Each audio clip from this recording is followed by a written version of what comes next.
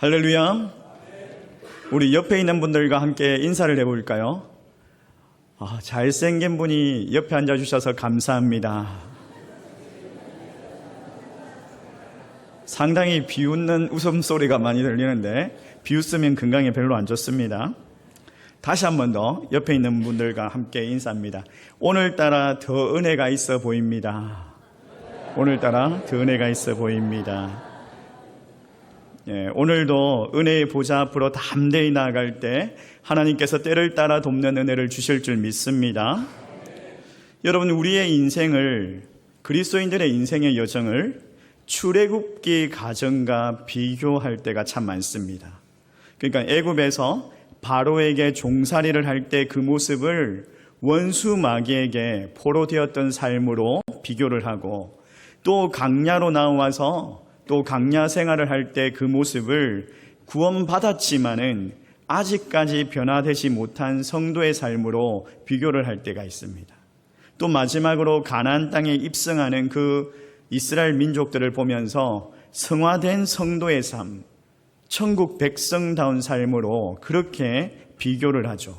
사랑하는 성도 여러분, 우리가 믿는 하나님께서는 애굽의 종되었던 이스라엘을 건져주시고 메마른 땅을 지나가게 하시고 축복의 땅, 그 약속의 땅 가나안 땅에 들어가게 하신 좋으신 하나님인 줄 믿습니다. 그런 하나님께서는 우리를 하여금 애굽의 종되었던 그런 삶을 살기를 원하지 않으십니다. 마귀에게 종노릇하면서 그렇게 살기를 원하지 않으시고, 또 이스라엘 백성들처럼 메마른 광야에서 불평과 원망 속에서 그렇게 살기를 원하지 않으십니다. 가나안의 축복에서 천국 백성답게, 그리고 감사와 감격으로 살기를 원하시죠. 여러분, 오늘 말씀을 통해서 우리의 삶을 한번 돌아보면서 우리가 가나안 축복 땅에서 살고 있는지, 아니면 강야 가운데서 원망과 불평으로 살아가고 있는지, 분명히 천국의 백성인데 종살이하고 있지는 않은지를 한번 살펴볼 수 있기를 원합니다. 그리고 가나안 땅에 살지 못한다면, 광야에서 원망과 불평으로 살고 있다면 빨리 옮겨서 가나안 땅으로 입성하여서 천국 백성으로 살아갈 수 있기를 원합니다. 여러분, 이스라엘 백성들이 참 불만과 불평이 많았죠. 이스라엘 백성들이 하나님께서 그들의 그 탄식하는 소리를 들으시고 애굽에서 10가지의 재앙을 내리시고 그들을 애굽에서 건져주십니다. 구원해 주십니다. 애굽에서 탈출하게 하시죠. 그리고 홍해라는 그 바다를 갈라뜨리고 그들을 그 홍해로 건너가게 하십니다. 이제 강야로 들어와서 그 강야에서 목말라서 죽겠다라고 왜 물을 안 주시냐고 라고, 그러니까 쓴물을 단물로 변화시켜서 목을 축일 수 있게 해주시죠. 이제는 배고파 죽겠다라고 하면서 아우성을 치니까 굶주린 이스라엘 백성들에게 만나를 주시죠. 고기를 먹고 싶다라고 그렇게 하니까 메추라기를 주시고, 또 반석에서 물이 터져서 그들의 필요를 다 채워주십니다. 밤에는 불기둥으로 그들을 추위에서 피하게 하시고 그들을 인도하시고, 낮에는 구름기둥으로 더위를 피하게 하시고, 하나님께서 그렇게 공급해 주시는데도 불구하고 끊임없이 불만, 불평, 원망 그러면서 살아가고 있죠. 여러분, 이쯤 되면 정말 하나님께서 다 채워주셨는데, 가나안 땅까지 왔는데, 가나안 땅 앞에까지 왔는데, 이제는 이쯤 되면 감사드릴 만하지 않습니까? 감사해야죠, 감사. 근데 오늘 본문 말씀을 보십시오. 가데스 바네아는 지역에 왔습니다. 그리고 이스라엘 백성들이 12정탐꾼을 보내었습니다. 그리고 그들이 정탐을 하고 돌아와서 보고를 하는데 그 보고를 듣고 뭐라고 이야기합니까? 자, 민수기 14장 2절 말씀, 3절 말씀 우리 같이 한번 읽어볼까요? 2절 3절 같이 읽습니다. 시작. 이스라엘 자손이 다 모세와 아론을 원망하며 온 회중이 그들에게 이르되 우리가 애굽 땅에서 죽었거니와 이 광야에서 죽었으면 좋았을 것을 어찌하여 여호와가 우리를 그 땅으로 인도하여 칼에 쓰러지게 하려 하는가? 우리 처자가 사로잡히리니 애굽으로 돌아오는 것이 낫지 아니하랴. 뭐라고 불평하고 있죠? 그냥 애굽에서 죽었으면 좋았을 건데 여기까지 우리를 불러내가지고 우리를 죽이려고 하느냐. 하나님 너무하시지. 이러면서 애굽으로 돌아가자라고 하면서 하나님을 원망하고 있습니다. 심지어는 막 돌을 들어서 그들을 인도했던 지도자 모세를 죽이겠다고 막 달려듭니다. 근데 여러분, 이게 이스라엘만의 이야기입니까? 아니죠. 인정하고 싶지는 않지만 우리의 이야기이지 않습니까? 우리의 고질적인 삶의 태도, 정말 바로잡지 못했던 우리 안에 그 썬뿌리 박혀있는 그 불평과 불만과 원망, 이걸 뽑아내지 못했던 우리들의 이야기 아닙니까? 오늘 본문을 통해서 우리의 삶의 태도를 한번 진지하게 한번 생각해 볼 수 있는 그런 복된 시간 될 수 있기를 소망합니다. 자, 그러면은 어떤 삶의 태도를 가져야 합니까? 오늘 말씀의 제목이죠. 오늘 말씀의 제목. 우리 같이 한번 더 따라해 볼까요? 불평제로 감사 충만. 불평제로 감사 충만. 다시 한번 더. 불평제로 감사 충만. 불평제로 감사 충만. 여러분, 오늘 말씀을 통해서 우리 안에 있는 그 불평, 그 불만, 그걸 몰아내고 감사로 우리의 삶을 채워낼 수 있기를 주의 이름으로 축원합니다. 아멘. 그렇게 이제 감사로 나아가기 위해서는 첫 번째로 우리 삶의 태도를 바르게 해야 합니다. 우리의 삶의 태도를 바르게 해야 합니다. 여러분, 우리의 인생은 객관적인 사실보다 태도에 의해서 결정될 때가 많습니다. 사실보다 태도가 중요하다는 거죠. 여러분, 이 태도는요, 사실에 대해서 반응하는 거죠. 우리가 반응하는 거예요. 그러니까 예배가 있습니다. 오늘 예배가 있죠. 8시 예배, 10시 예배, 12시 예배, 또 오후 2시 30분 예배. 이미 우리는 이 사실을 알고 있습니다. 이미 이것은 안내가 되었고 이 사실을 다 알고 있습니다. 모두에게 똑같이 적용되는 거예요. 근데 이 사실을 듣고도 알고도 반응하는 사람들의 각자의 태도가 다릅니다.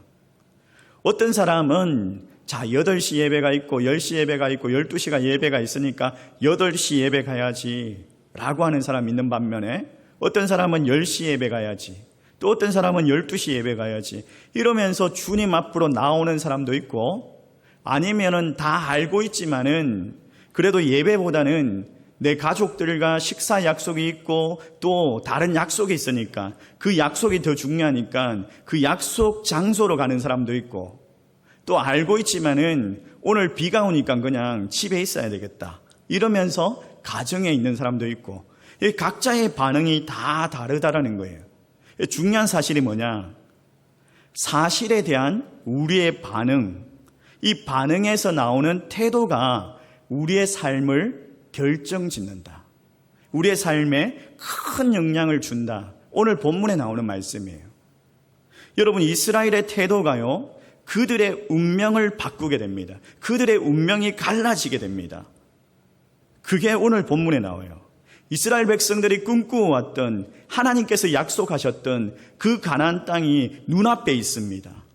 40일 동안 정탐꾼을 보내어서 그 땅을 샅샅이 조사하게 했습니다. 그리고 그 정탐꾼들이 돌아와서 보고를 합니다. 이제 팩트를 이야기하죠. 사실을 이야기합니다. 10명, 12명이 모두가 동의하는 사실입니다. 자, 민수기 13장 26절에서 28절 말씀 우리 같이 한번 읽어볼까요? 같이 읽습니다. 시작. 바란강야 가데스에 이르러 모세와 아론과 이스라엘 자손의 온 회중에게 나와 그들에게 보고하고 그 땅의 가위를 보이고 모세에게 말하여 이르되 당신이 우리를 보낸 땅에 간즉 과연 그 땅이 젖과 꿀이 흐르는데 이것은 그 땅의 과일이니라. 그러나 그 땅 거주민은 강하고 성읍은 견고하고 힘이 클 뿐 아니라 거기서 아낙 자손을 보았으며. 자, 12명이 정탐꾼이 모두가 동의하는 팩트, 사실이에요. 자, 뭐라고 이야기합니까? 온 회중 앞에서 그 땅의 가위를 보이고 그 땅의 가위들을 막 보인 거예요. 근데 오늘 본문에는 나오지 않지만 23절에 보면요, 그 땅이 얼마나 비옥하냐면 한 사람이 들 수가 없어가지고 두 사람이 나무 막대기에 끼어가지고 포도송이를 달고 옵니다. 달고 와요. 두 사람이. 얼마나 포도가 많이 맺히는지, 얼마나 포도송이가 알찬지 그걸 한 사람이 들 수가 없어가지고 포도 가지를 꺾어가지고 그걸 막대기에 두 사람이 어깨에 메고 올 정도로 비옥하고 기름진 땅이었다. 정말 젖과 꿀이 흐르는 땅이었다라고 이야기를 하죠. 젖과 꿀이 흐르는 땅이었다. 하나님께서 과연 우리를 여기까지 인도해 오실 만한 그런 축복의 땅이었다라고 분명히 그 사실에 12명이 다 동의하고 있습니다.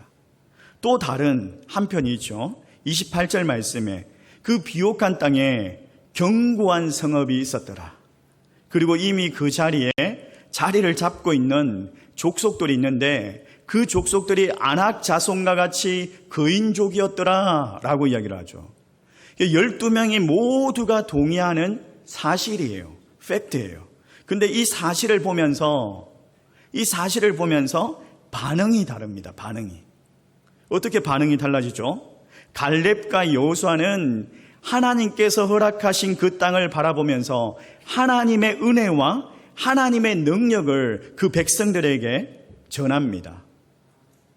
근데 나머지 10명의 정탐꾼은 어떤 반응을 보입니까? 어떤 반응을? 자, 33절 말씀이에요. 우리 같이 한번 읽어볼까요? 같이 읽습니다. 시작. 거기서 네피림 후손인 아낙 자손의 거인들을 보았나니 우리는 스스로 보기에도 메뚜기 같으니 그들이 보기에도 그와 같았을 것이니라. 여기 보십시오. 33절 말씀에 10명의 정탐꾼은 우리는 스스로 보기에도 메뚜기 같으니 반응이 다르죠. 반응이 다르고 있어요. 근데 충분히 이렇게 말할 수 있죠. 팩트니까. 팩트를 가지고 이야기하니까 충분히 각자의 견해를 가지고 말하기 때문에 그렇게 말할 수 있습니다. 그런데 그 결과가 상상을 초월할 만큼 운명이 달라졌죠. 어떻게 운명이 달라졌느냐? 여러분 잘 아시죠? 민수기 14장 23절에서 24절 말씀. 여기 보니까 내가 그들의 조상에게 맹세한 땅을 결단코 보지 못할 것이요. 또 나를 멸시하는 사람은 한 사람도 그것을 보지 못하리라.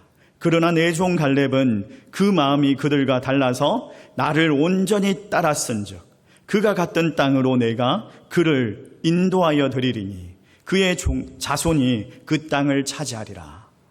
자, 뭐라고 이야기합니까? 10명의 정탐꾼 편에 섰던 사람들, 한편의 사람들은 그 땅을 보기는 보는데 들어가지 못한다. 그들은 결코 그 땅을 보지 못할 것이다. 그러나 갈렙은 어떻게 된다? 갈렙은 온전히 따랐기 때문에 그 땅에 들어갈 것이고 그 땅을 차지할 것이고 그 땅의 주인이 되어서 그 자손들에게 줄 것이다. 완전히 그들의 미래가 달라져요. 운명이 달라집니다. 이렇게 달라진 이유가 뭡니까? 가나안 땅이 비옥하냐 비옥하지 않느냐, 가나안 땅에 그 자리 잡고 있는 족속들이 강하냐 강하지 않느냐, 이 팩트가 아니었어요. 그 팩트를 바라보면서, 그 사실을 바라보면서 어떻게 반응하고 어떻게 태도로 살아가느냐, 그 사실에 대한 태도가 그들의 운명을 결정지었다라는 거예요. 사랑하는 성도 여러분, 그 사실에 대한 태도, 이게 중요한 거죠.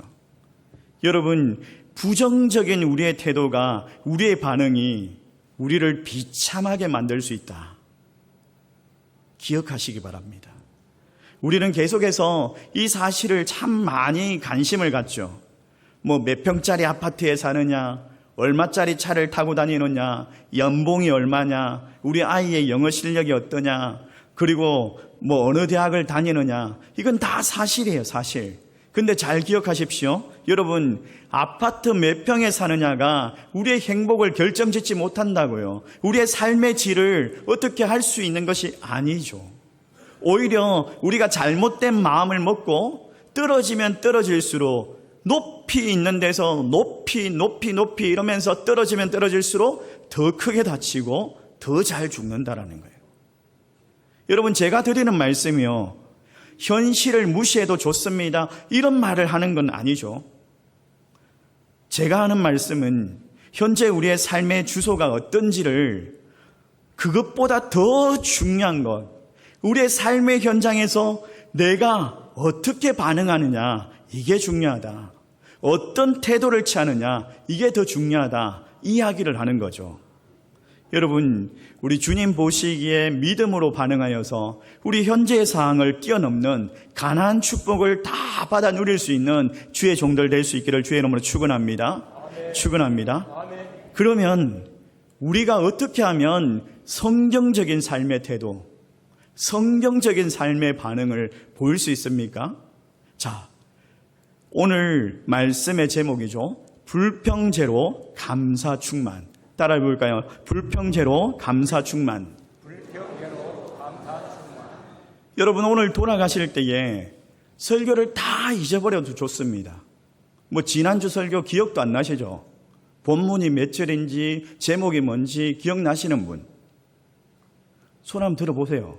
아무도 없으시네요. 기억도 안 나시죠? 다 잊어버려도 좋습니다. 좋은데 이것만은 기억합시다. 오늘 말씀의 제목이 뭐라고요? 불평제로 감사 충만. 오늘 설교를 딱 8차로 축약을 한 거예요. 오늘 이것만 기억해도 여러분 성공하신 겁니다. 불평제로 감사 충만. 여러분, 갈렙의 태도를 보십시오. 갈렙의 태도를 보십시오. 이 성경을 보면요, 갈렙이 전혀 불평하지 않습니다. 고생해가지고 여기까지 왔는데, 땅은 기름지고 좋은데, 정말 축복된 땅인데, 근데 그 앞에 끝판왕, 그인족, 아낙 자손 같은 그런 거대한 족속들이 가로막고 있어요. 여러분, 이런 경우가 아니겠습니까? 저희 집 아파트가 22층인데요. 이 아파트에서 이제 내려오는데 시간이 한참 걸려요. 아파트에서. 근데 약속 시간이 막 다 됐어요. 급하게 내려오잖아요. 그러면 막 엘리베이터가 빨리 올라와 줬으면 좋겠는데, 엘리베이터를 누가 한 사람도 안 이용하고 그냥 빨리 올라와 줬으면 좋겠는데, 막 그런 급한 마음이 들잖아요. 그래서 딱 갔는데 이제 엘리베이터가 쑥 올라온 거예요. 22층까지 한 번에 빨리 탔어요. 이제 근데 중간에 한 번도 안 서고 지하 주차장까지 슉 내려간 거예요. 그러면 기분이 어때요, 여러분? 예? 좋죠, 당연히. 와, 시간 내로 갈 수 있겠다. 잘 됐다 이러면서 막 가고 있는데 이제 차 앞에 갔는데 차 키가 없어. 어떨까요? 이러면서 이제 불평이 나오지 않겠습니까? 이거 어떡하냐, 이러면. 나를 원망하고 이러면서. 그런 경우죠.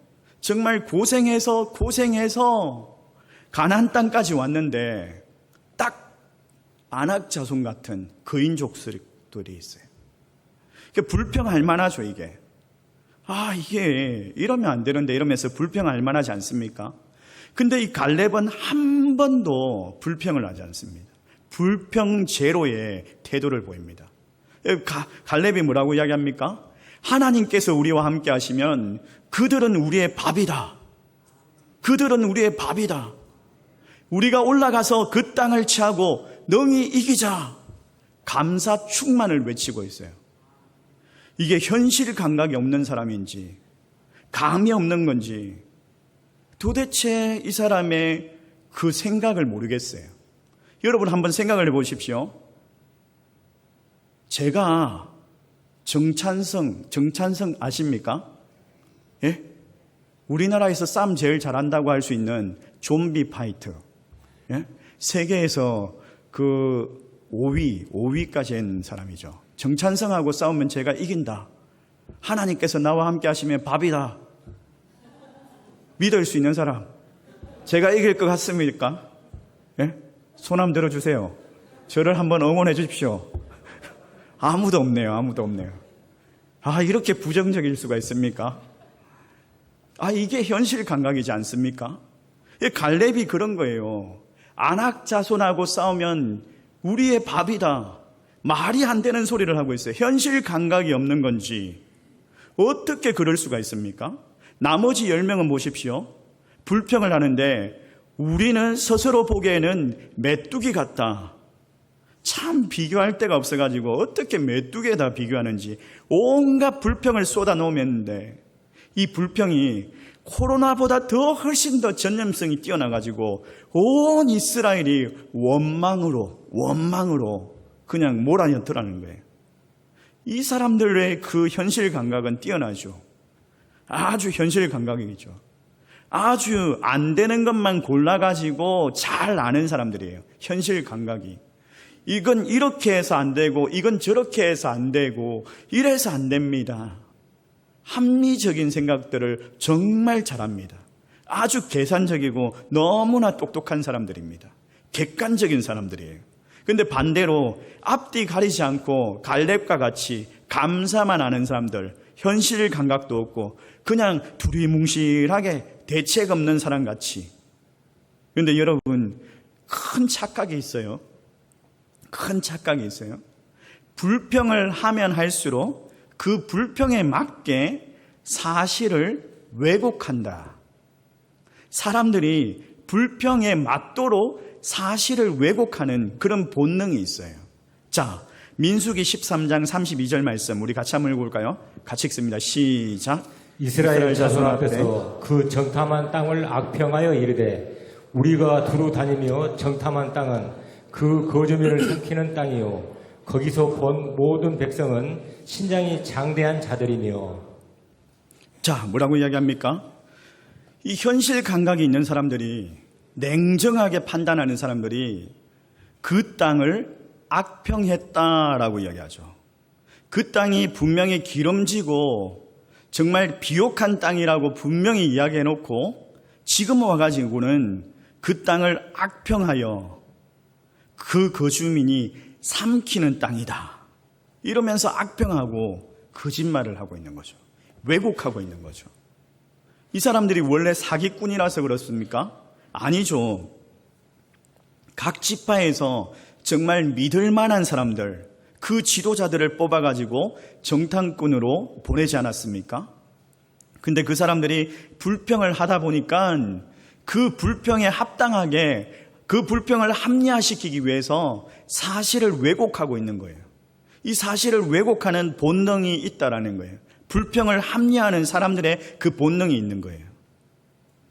여러분, 태도는 뭐냐면 이게 어떤 상황이나 어떤 상태에 반응하는 일종의 사고의 방식인데 이게 고착화해서 굳어버려져 있는 사고를, 그 반응을 태도라고 합니다. 불평하는 사람들은 아무리 좋은 것을 보여줘도 감사하지 못합니다. 본능적으로 그냥 불평거리를 찾아내서 문제를 찾습니다. 본능적으로 그냥 안 되는 이유를 말합니다. 부정적인 이야기들을 하죠. 이게 반응이 되어가지고, 이게 훈련이 되어가지고 그게 태도가 되어 있는 거예요. 태도가. 오은영 박사님이 나오는 그 금쪽 같은 내 새끼, 여러분 보셨습니까? 저는 그걸 보진 않았지만 어떤 분이 이런 이야기를 해주시더라고요.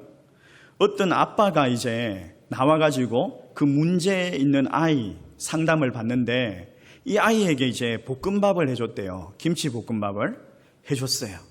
아이가 이제 맛있게 먹고 있어요. 맛있게 먹고 있는데 이 아이를 보면서 뭐라고 이야기하냐면, 여러분, 아이가 맛있게 밥을 먹고 있으면 뭐라고 이야기할 것 같아요? 어떻게 이야기하죠? 맛있냐? 라고 물어보지 않습니까? 근데 그 아빠가 하는 말이 맛없냐? 맛없냐? 라고 그렇게 질문을 하더래요. 여러분, 부정적인 사람, 불평이 많은 사람, 문제가 있을 수밖에 없죠, 자녀가.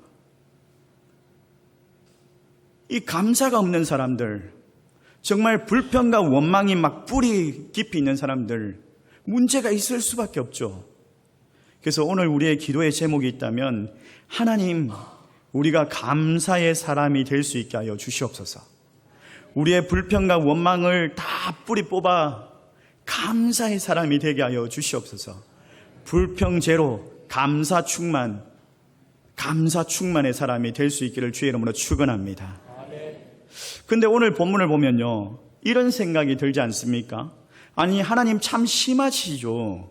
하나님, 아니, 그 정탐꾼들이 거인을 만났어요. 겁이 나죠, 당연히. 가서 싸울 용기가 없죠. 캄캄하죠. 악평할 수도 있죠.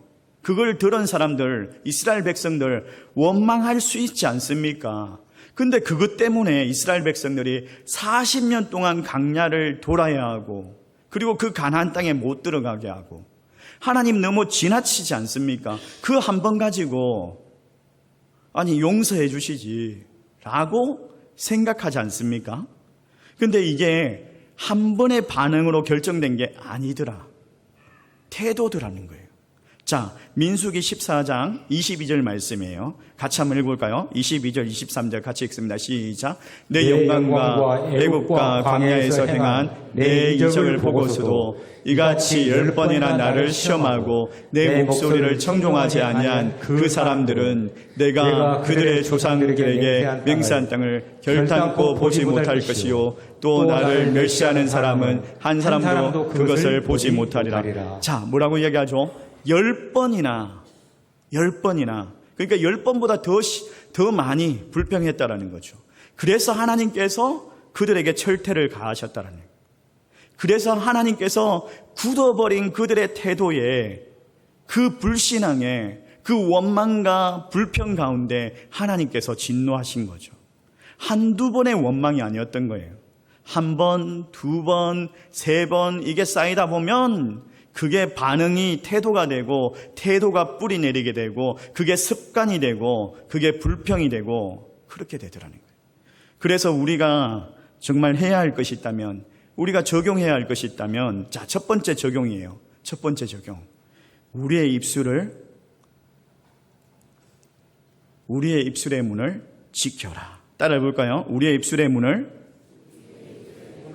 지켜라. 여러분, 불평과 불만이 쌓이려고 할 때 거룩한 자물쇠를 채워야 합니다. 거룩한 자물쇠를. 이 불평제로 감사 충만을 실천하기 위해서 우리의 입술을 지켜야 돼요. 하나님께서 우리의 입술에 열매를 맺게 하신다라고 말씀하셨거든요. 시편 기자가 이런 기도를 합니다. 시편 141편 3절 말씀, 우리 같이 한번 읽어볼까요? 같이 읽습니다. 시작. 여호와여 내 입에 파수꾼을 세우시고 내 입술의 문을 지키소서.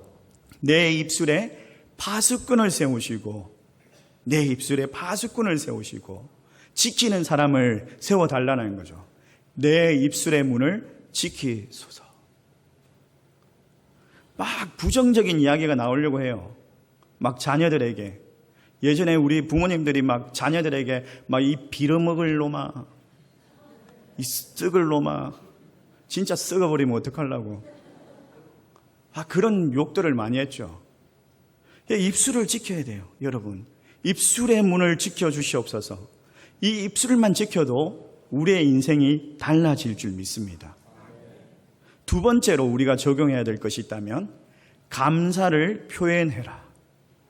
감사를 표현하라. 따라해 봅시다. 시작. 감사를 표현하라. 여러분, 입술의 문을 지킨다고 해서 끝이 나는 게 아니에요. 그냥 말하지 않고 그냥 생각으로만 끝나면 안 되는 거예요. 그냥 말 안 하고 침묵하고 있으면 뚱하이 삐졌나 이러지 않습니까? 사람이 삐진 것처럼. 그러면 안 되죠. 이게 감사를 표현해야 돼요.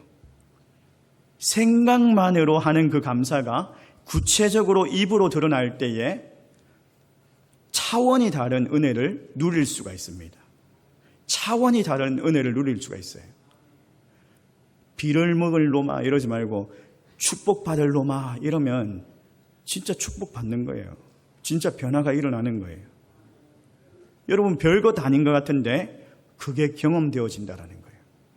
여러분, 여러분의 입술이 정말 부정적인 것이 아니라 할 수 있습니다. 하면 됩니다. 이 긍정과 감사가 넘쳐날 때 이 감사는요, 파장을 이룹니다. 파장을. 동조 현상이 일어나요. 여러분, 지난번 올림픽 때 우리 여자 배구가 4강까지 올라가가지고 엄청난 막 파란이 일어났죠. 그때 김연경 선수가 우리나라가 엄청 처지고 있을 때 점수가 막 이제 끝났다 이러고 있을 때 뭐라고 이야기하죠? 한 번 더 해보자. 한 번 더 해보자. 한 번 더 해보자. 포기하지 말자 이러면서 한 번 더 해보자 이러지 않습니까? 오늘 여러분에게 그렇게 말하고 싶어요. 한 번 더 해봅시다. 한 번 더 해봅시다. 우리의 입술을 문을 지키고 우리의 입술에 감사가 넘쳐날 수 있도록, 감사를 끌어낼 수 있도록, 그것이 감사의 파장이 일어날 수 있도록, 우리의 영혼과 우리의 육체가 진동되어질 수 있도록 불평제로 감사 충만에